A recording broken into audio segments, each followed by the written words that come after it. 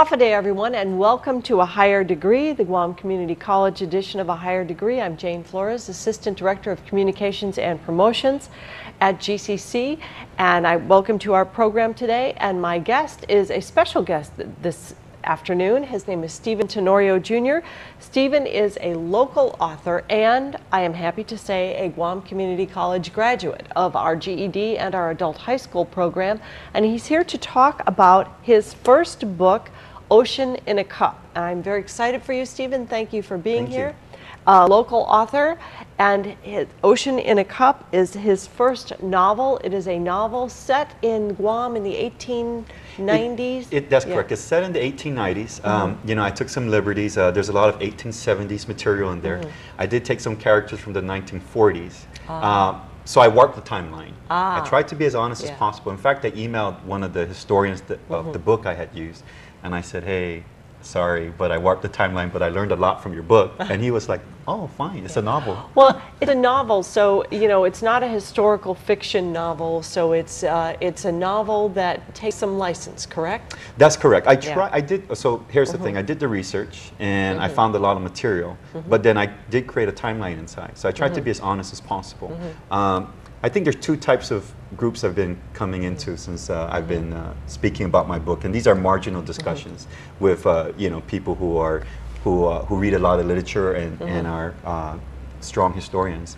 And there's people who, when you write the novel, the idea is that the fiction should bend to the historical accuracy. And then there's another group of people who, when you write the novel, it's fiction. It's fiction, right? And historical accuracies should bend to the fiction. Right. There are two schools of thought. Right. That's very correct. So I'm from the more traditional school of thought where, you know, historical accuracies will bend towards the fiction, you know, because it's a novel. So if you were reading this as a writer or as a historian, you are going to find some historical inaccuracies. But if you're reading it for fiction purposes, it just blow through those. Yeah, you know, I've actually got a couple of people who are pretty strong historians who have told me, you know, where there's a lot of fudging, and I was like, that's great, but you have to understand that the book, when I had written the novel, the historical perspective, if you can think of a 5-layer cake, it's like number 4. You know, you have psychological layers in there that a lot of people in psychology love, at least 2 of them I've talked to. The sociological parts are really interesting because, you know, it's about a discussion of how we live on an island. So not just Chamorros, but just human beings. How do we interact within an island? You know, it's small, so the dynamics are very different from a city. Let's talk just a little bit. I don't want to give the plot away to people who haven't read the book yet, but his main character is Tomas, who is a young man who is I guess he's a merchant. He kind of walks around and sells things. This is 1890s with a Carabao cart. And he is, it seems to be struggling with some sort of demon that haunts him, and it's not like a Stephen King thing where it's an actual demon, but it's a demon within himself. So he's struggling with some things happened in his past that he is trying to wrestle with, and so it's about how he comes to terms with himself. And then he has a friend, Candasso, who... There's a lot of layers here, and I think one of the important things to kind of take away from all this, you know, one of the main Leviathan themes running through this book is that Tomas is haunted. You know, we talked about this earlier, and I think haunted is a great word because haunted kind of brings in the psychological aspect versus the supernatural aspect. And we can give it away to the extent that, you know, he's haunted. Well, he's haunted in what way on Guam? Well, there's only 2 ways you're haunted, either the duendes or the Tatamona. But here he's supposed, the whole island has this understanding that he may be sick because the duendes. But then when you read the narrative, you know, when you read the book, a lot of people who are a bit savvy too with psychology and the mental health community, or who just watch movies like CSI or TV, they've come back and say, well, you know what? I don't know, because I think he might be suffering from this or that, and it's nice because that's the type of convergence as a lawyer working in the mental health community. That's the kind of convergence I saw. I worked with a lot of mental health patients, and they would talk to me about the duendes and the Tatamona, but at the same time we are talking to them from a mental health perspective. And so it's not to say which one is more dominant, which one is more true versus false. It's just to present the story as it is. Because it's part of this island, you know, and it's an interesting type of you know, concept that we deal with from a multicultural perspective.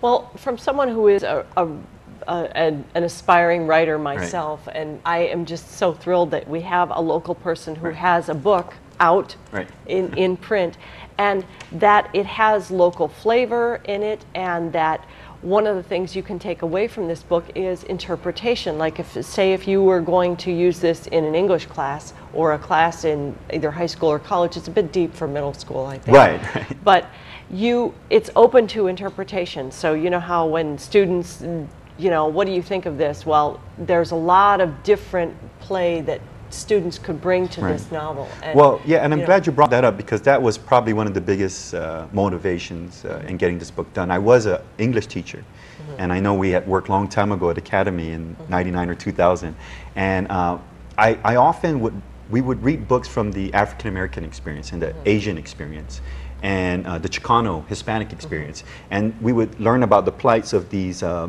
communities within the community. So you have the internal issues and the external issues. So when I was working with a lot of students in JFK later, we would talk about prejudice and racism, just as a talking discussion for critical conversations within the classroom. And what I discovered was we could strongly identify between the white person and the non-white person when it came to prejudice and racism. But when we started talking about the prejudice and racism around us, I don't think we necessarily struggled, but it was identifying it was a little bit more tougher. And I said, you know what? If we had a book that talked about how things developed in the island, I think we would have a more raw and immediate, more direct type of connection with our students. So when I started writing this book, if you could think of a car and a chassis, that's the chassis. The chassis was create a book that the teachers could use in the classroom. So there's a lot of characters in here that you would find in the Marianas. So I hope that if teachers use it or anybody reads it, they can turn around and say, yeah, I live on Guam. Yeah, this is right. Well, I've seen this before. And that is a great way to relate to students too, because I think that you find here in teaching, even when I taught at the University of Guam, Right. students read things from outside and they can't relate to some of the things that are, things that happen in other cultures or in the States. Say, you're talking about a train or something. Well, a lot of people here have never seen a train. And so you want things that they have seen, that they know, that they can relate to, so that they can put it into perspective, in their own perspective. And sometimes that's difficult when you're having a totally different experience that you don't understand. Right. So the more local people that we can get to write, and so that's why I'm just so thrilled that you've written this book. Now, I have to ask you, Right. I know you said you did a lot of research, but where did the idea of the book come from, and Tomas, and is it kind of a self-portrait? No. Did you struggle Oh gosh, with no. things? I'm not sick by the doing this. I don't experience a lot of the mental health issues he might be going through. But, well, the superficial character of Tomas being multilinguist. And I've been told, well, there wasn't really a lot of German people speaking around 1890s. And that's correct, because I used the Hausschneiders there. But my family has a strong relationship to the Hausschneiders in Tinian. And my understanding is they came here in the mid-1900s, 1940s. But that's fine, because I wanted to romanticize.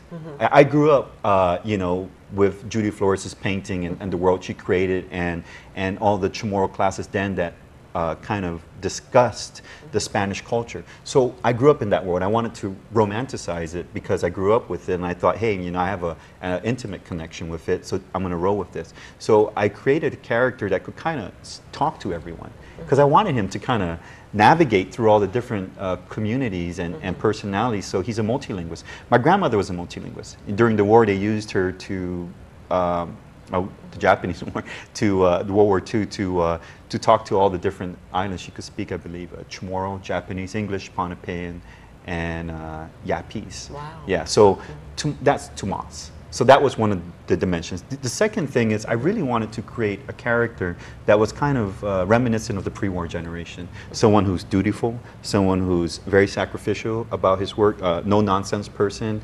doesn't make excuses for himself, does what he needs to do, puts the family first.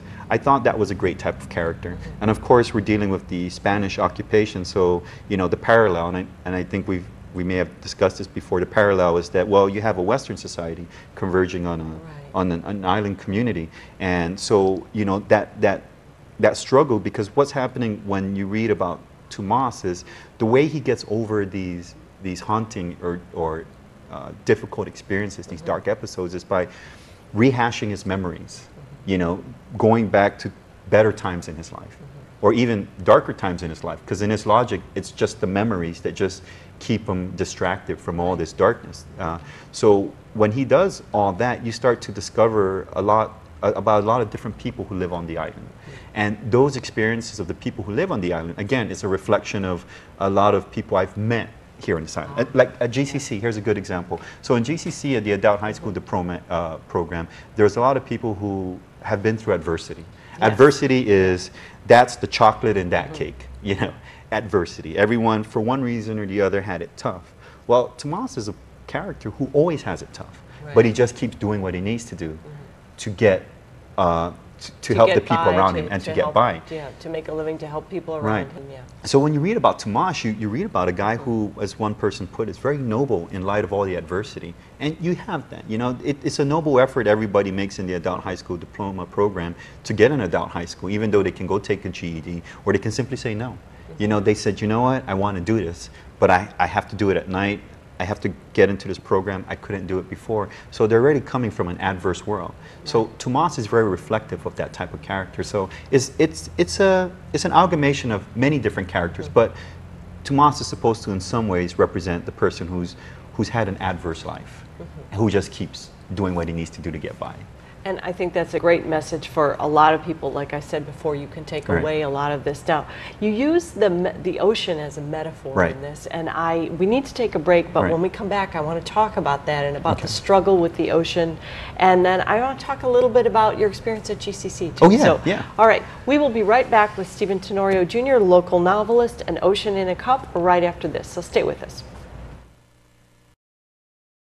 The world is moving faster than ever. Stay on top and in touch with News Talk K57. Ray Gibson, Patty Arroyo, and Travis Kaufman take the day's biggest stories and turn them into Guam's hottest talk. Local news all day from the Pacific News Center, the economic crisis, energy, trash, education, tourism, and the military buildup. Join the conversation and you'll see why more and more every day people get their news delivered by News Talk K57.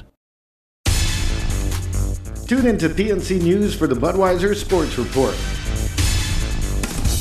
All the Bud League action, scores, and highlights, and special moments too. The Budweiser Sports Report on PNC Sports with me, Frankie Perez, weeknights on PNC News. Brought to you by Budweiser. Grab some Bud. Get the story from the Pacific News Center. Off a day and good evening, Guam. Thanks for tuning in. Get both sides. Get it right. Get it from reporters you can trust. Clint Rigel, Josh DeCanco, Betsy Brown, and Kevin Kerrigan. The doctor who accepted Party the of Guam held a meeting. Education Board has named a Monday new groundbreaking of the Hagana Bridge construction project. We've got the story. You can get it too. The Pacific News Center. News you can trust. Burn up the bandwidth. Guam's hottest talk comes to your smartphone with News Talk K57's streaming apps. The latest in news, weather, and talk in the palm of your hand. Plus, exclusive features let you talk back to us via email. Visit our webpage and see breaking news on PNC's Twitter page. Smartphone users can now download the free app, which will stream all day, every day, and anywhere. Look in your platform's app store for K57 and download it today.